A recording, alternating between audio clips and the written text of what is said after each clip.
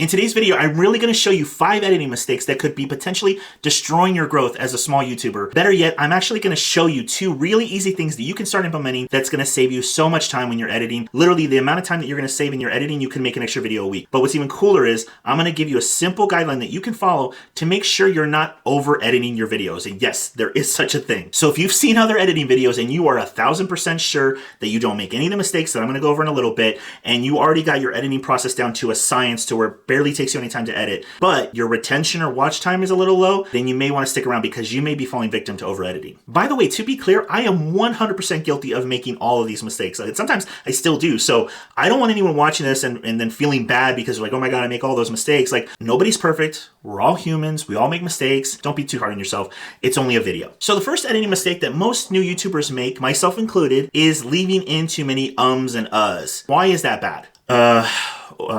Because it makes it look like you don't know what you're talking about. It makes it look like you're just winging this entire video. You have put no thought or energy and effort into it. And it also makes it seem, especially if it's an information-based video, it makes it seem like you don't even have the information that you're trying to give. And if you do this too much, the audience is going to get bored and they're going to leave. And I think one of the easiest ways to combat this is to, right before you press record and you actually do your video, is kind of go over the bullet points out loud so you can hear once how it sounds. And then that kind of gets your mouth a little loose, and also it helps just kind of help get you rid of the ums and the uhs and all that stuff. And look, I know that this is going to take extra time to do because now I'm asking you to do a whole run through once before you even press record. Like, that's an extra whatever 5-10 minutes or whatever it is. But I promise you again, the tips I'm going to give you on how to save time in editing is going to more than make up for the fact that I'm asking you to just kind of do it once out loud before you press record. The second editing mistake that I see time and time again from new YouTubers is your intro is way too long. And I can mean this if you're just talking to the camera, or if you have one of those animation logos and music and all that stuff. Now, a lot of that stuff has been done away with. A lot of people don't use them anymore. But even if you do, get to the point, because you got to remember something about the audience, okay? Your viewers, their retention span is at its lowest point earliest in the video, okay? So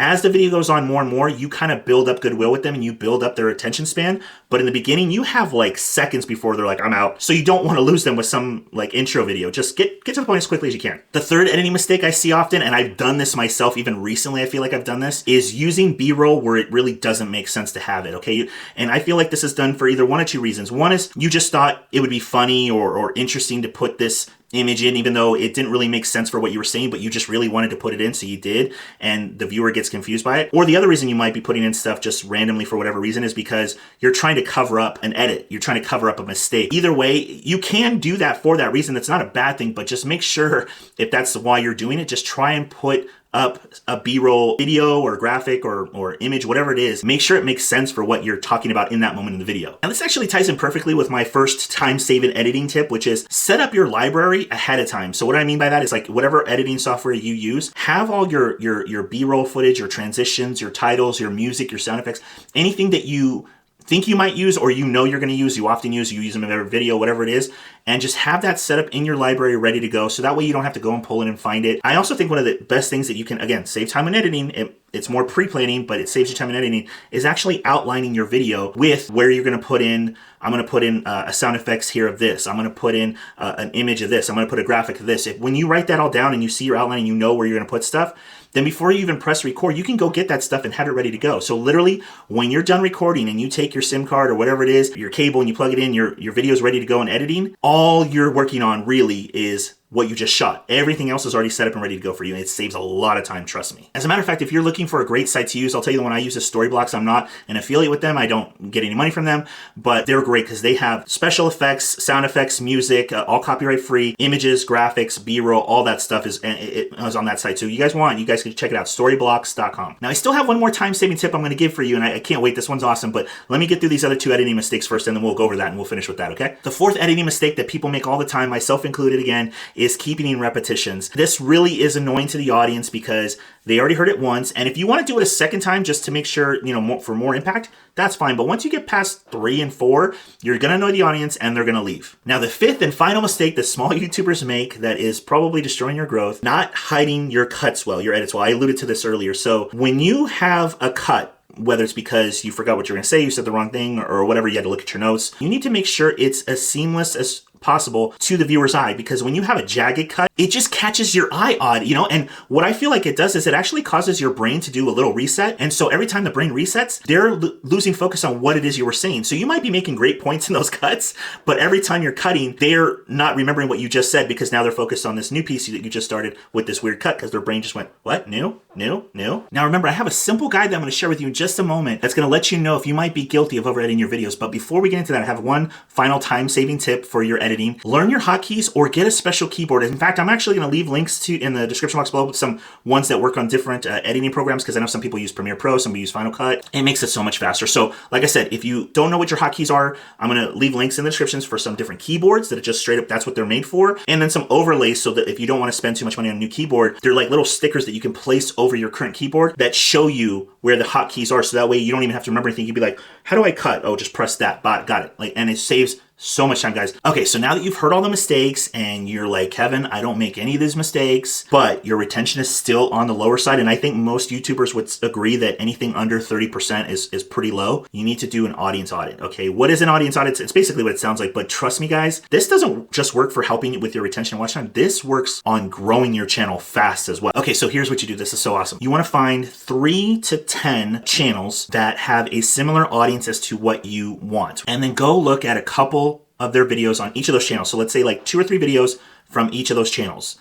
Try and look for something that's either one of their most popular videos, most of the more recent videos, or what I think is best, especially if you're really trying to target a specific audience, is any videos that are very aligned with a message that you want to get across. So 2 to 3 videos from, let's say, 5 channels that have the type of audience you want. Try to find channels that are 10x larger than you, but not more than that. So if you have like 5,000 subscribers, look at channels that have around 50,000 subscribers. Now I will say this as a caveat. So if you have like less than 1,000 subscribers, I would say just look at other channels in the 5 to 15,000 range, maybe 20 at most. Try and keep it more to, if you can keep it close to 5 to 10,000, that's better, because you don't want to aim too high in the videos that you're trying to model, because you got to understand that the more subscribers a channel has, especially if they have a lot of longevity in them, they've built up a lot of like and trust and loyalty with their audience. So they can get away with things that you probably won't get away with, especially if you're a new YouTuber or a small YouTuber. Okay, so once you have your 5 channels that you're going to try and model,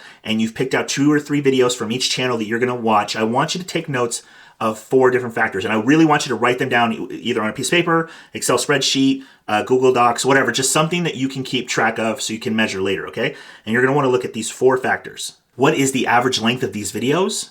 How many times did they change locations or backgrounds in the video? The average amount of B-roll that they use in their videos? And the average ratio of information versus entertainment. So obviously for some of these things, there's no shades of gray. It's very data driven. It's like either this or this, but some of these other things you might have to just use your own interpretation of, like, you know, when it comes to information versus entertainment, that's going to be really up to you to decide. But for most of these things, it's cut and dry. Average amount of times. How many times did they do this? How long was this? And then just pick out your averages. Okay, so let's say you've picked 5 channels and you watch 3 videos for each channel. So you've watched 15 videos and you have a bunch of information on 4 factors for each of these videos, and you have averages and all that kind of stuff. Then you're gonna be able to really easily walk away with a good template or model for what your audience likes. You're making the exterior of your video appear to be just like all these other videos, but the content within is unique and it's yours. So you're not plagiarizing anybody, you're not copying anybody, you're just trying to model the exterior of your channel, which is what YouTube looks at, is the exterior stuff, the analytics, and it's going, oh, well, okay, those people liked it, so these people will probably like this one too, because it's very similar in length, it's very similar in this and this and this and that.